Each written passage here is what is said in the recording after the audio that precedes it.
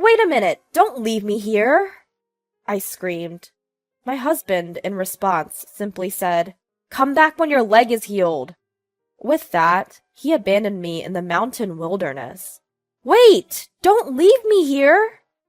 I cried out again, only for my husband to smirk, give me a glance, and then turn his back to me. Without my phone, he left me stranded in the mountains. Overcome with fear, I desperately reached out for his retreating figure, knowing my hand couldn't reach him. My legs were broken, encased in plaster casts. There was no way I could catch up with him as he walked away swiftly while I was crawling on the ground. My husband cheerfully climbed into his car and drove off in a flash. My name is Jennifer, a 35-year-old office worker. My family consists of my husband, Robert, who is 3 years older than me and also works in an office. We're in our 3rd year of marriage and have no children, working together as a couple. Robert, being a traditionalist, doesn't do any housework.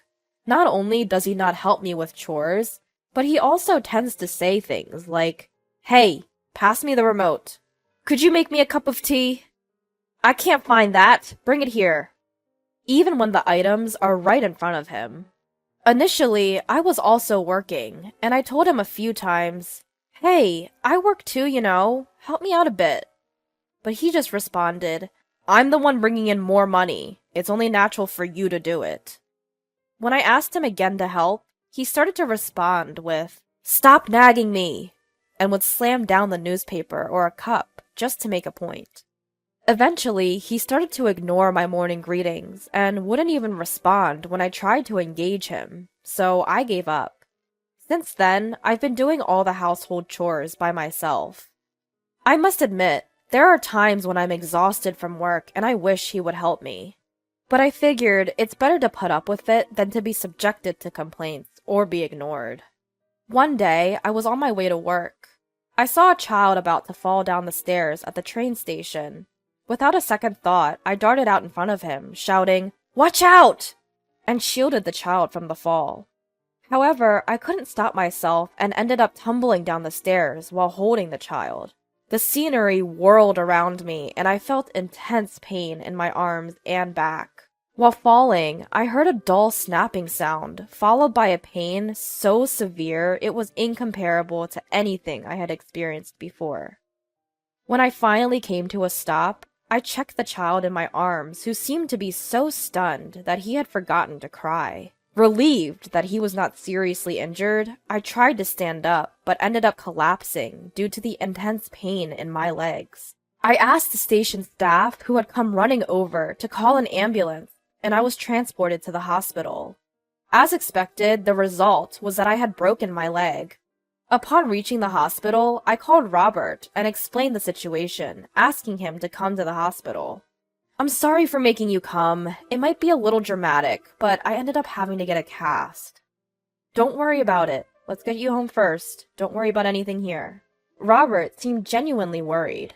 "What a kind husband you have," said the nurse standing by, to which Robert replied, "Well, I always help around the house." He shows off with a blatant lie. I was taken aback for a moment, thinking, what the? But didn't want to make a fuss right then and there, so I kept quiet. When we got home, Robert's attitude took a complete 180. "Hey, I'm hungry. Get me some food. Oh, and iron this shirt while you're at it." He demanded household chores of me. Being wheelchair-bound and unable to stand, I exclaimed, "What? Can't you see my condition? You said you'd take care of things while I was in the hospital."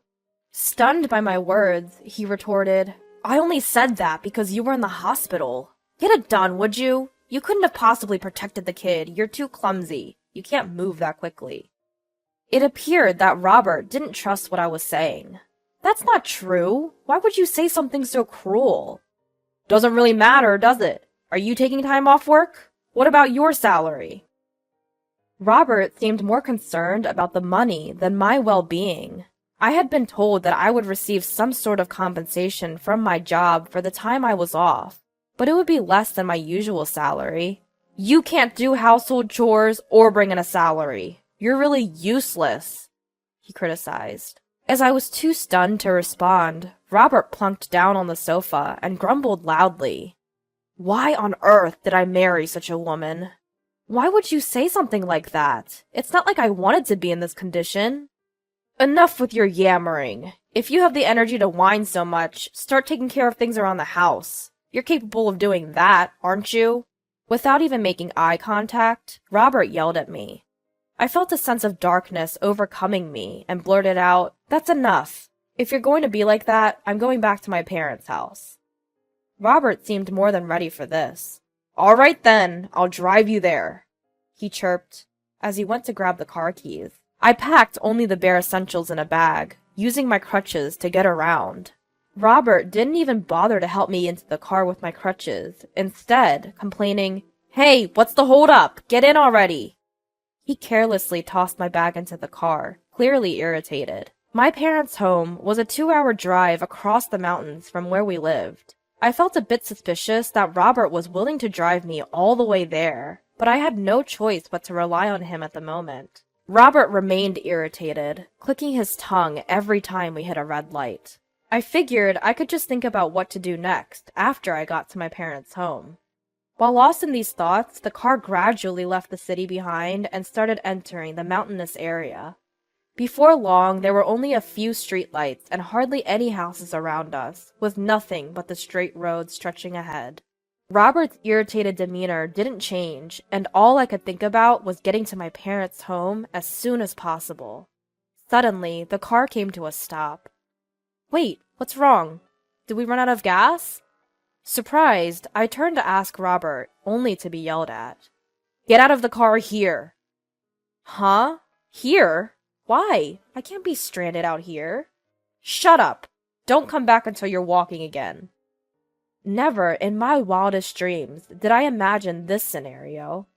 Despite my desperate attempts to hold onto the seatbelt and the door, Robert forcefully shoved me out of the car. As I shouted, begging him not to leave me, he simply smirked, got back in the car, and left. Unable to move, all I could do was cry out as loud as I could. But Robert made a U-turn, and the car soon disappeared back the way it came. He left me without my bag or my belongings. My phone was in my bag, so I had no way to contact anyone. It was evening when I left the house, and the surroundings were getting darker and darker. I was at my wit's end, unsure of what to do next. I had let my folks know I was coming home, but I had no idea if they would come looking for me. I began crawling, inching my way towards where there might be people. Soon, my breath hitched from the pain and exhaustion, and looking back, I could see I hadn't made much progress. Suddenly, I heard the light, rapid footsteps of someone approaching. A woman in jogging clothes came into view. When I desperately called out for help, she sped up and ran over. "What happened? What are you doing all alone here? And what's with the outfit?" Following her gaze to my leg, I saw the cast, dirty from dragging on the ground, and my clothes partially worn out from rubbing against the asphalt. Through tears, I explained my situation. The woman responded, "My home is just around the corner. I'll bring my car. Just wait here." She then removed her windbreaker and draped it over me. All I could do was express my gratitude and pray that she would return as I waited. True to her word, she was back in her car within about 5 minutes. "I'll take you to my place. Where do you live? Oh, but first, we should probably go to the hospital." Besides providing me shelter in her car, she even offered to drive me home. I suggested that we should go to my parents' house first, as they might be worried. She agreed. Her name was Patricia, and she was incredibly empathetic as I cried and told her my story. Her strong condemnation of what happened to me, saying it was inhumane and beyond forgiveness, gave me a sense of relief and caused even more tears to flow. We ended up bonding over our shared disdain for my husband, Robert, and before I knew it, we had arrived at my parents' place. "Thank you so much. Please, come in so I can express my gratitude properly." I invited her in to show my thanks. At first, she declined, saying she had work the next day. However, since I couldn't walk on my own, she helped me to the entrance of the house.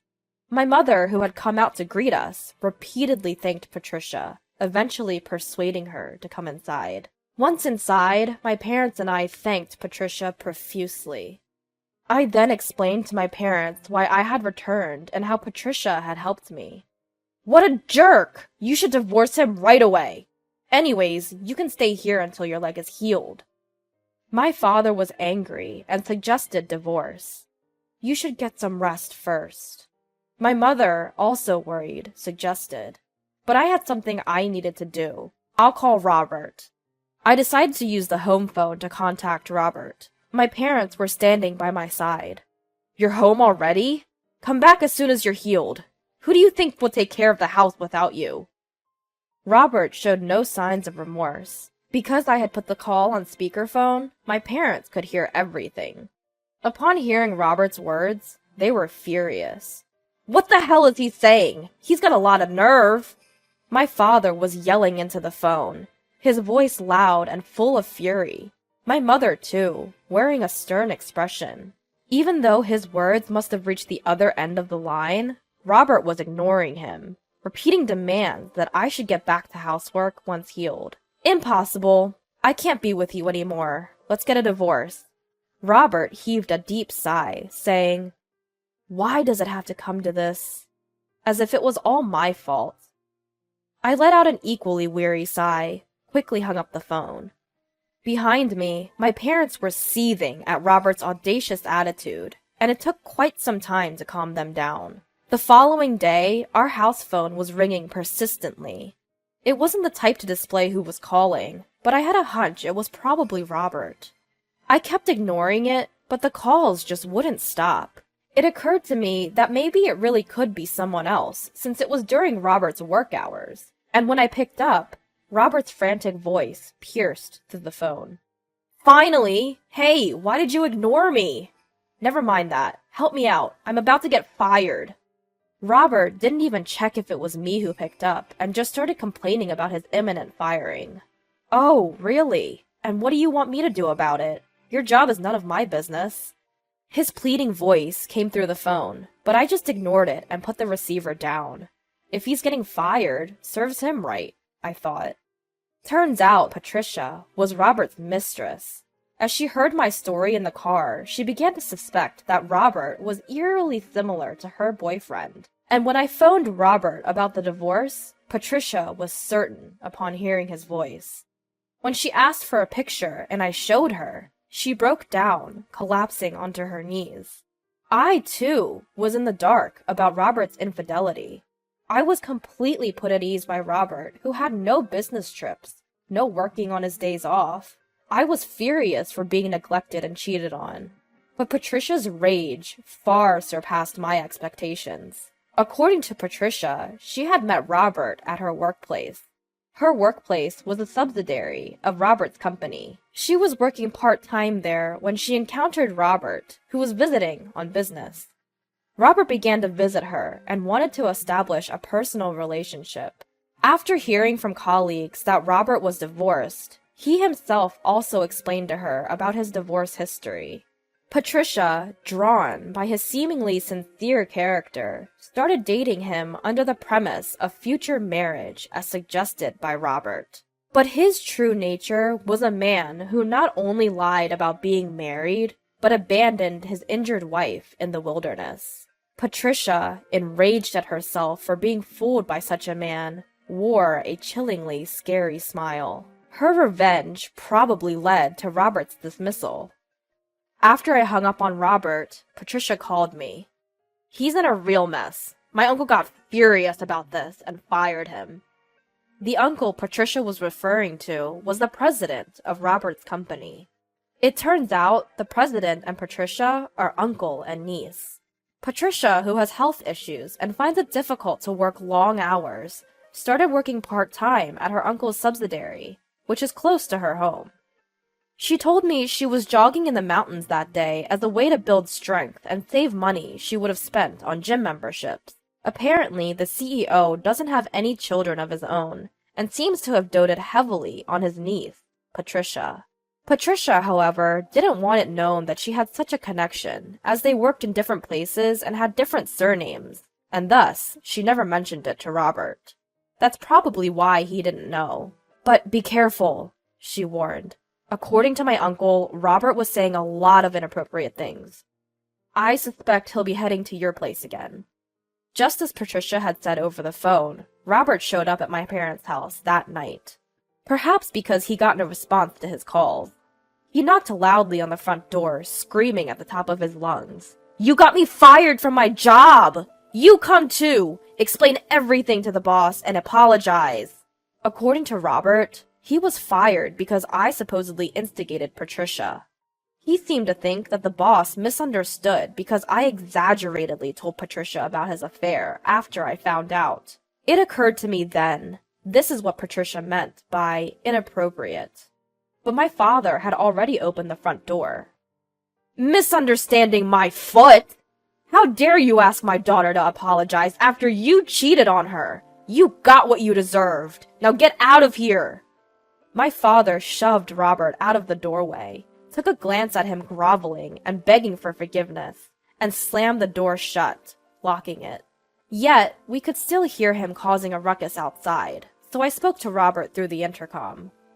"Let me clarify something since you still don't get it. You think you got fired because you laid hands on the boss's niece? You should know better. The boss had explained everything, from A to Z." From the CEO's perspective, this incident was seen as an employee from the parent company deceived an employee from the subsidiary company into an extramarital affair. Moreover, because he was dealing with a part-time employee who was in a weaker position than a regular employee, it wasn't just a simple affair, as Robert put it. There isn't a CEO who would overlook such a bad example of a parent company taking advantage of a subsidiary. Even though the CEO himself had scolded Robert countless times, Robert still thought it was just about his affair. The affair just happened to be with the boss's niece this time, but it would have been a sackable offense no matter who the other party was. If you just explained that you didn't have an affair, don't you realize how absurd that sounds? If you don't want to get arrested on top of being fired, just go home. As for the divorce, get ready to deal with a lawyer. Only then did Robert fall silent. Finally, peace returned to my parents' home.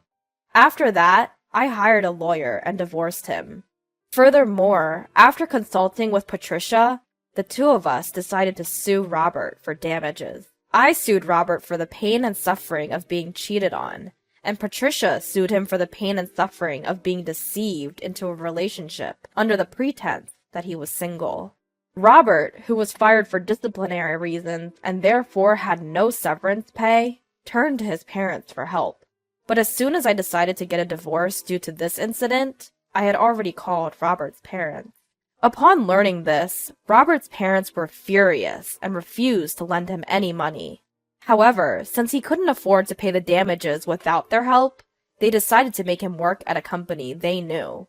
At that company, Robert was at the very bottom of the hierarchy, and he couldn't look down on people as he used to, thinking he was from a parent company or a subsidiary. Moreover, the reason why he was working there was well known, and he was made to work like a horse while being looked down upon every day. However, from Patricia and I's point of view, we don't care where the money comes from, as long as the alimony is paid, and we are not interested in how Robert is treated.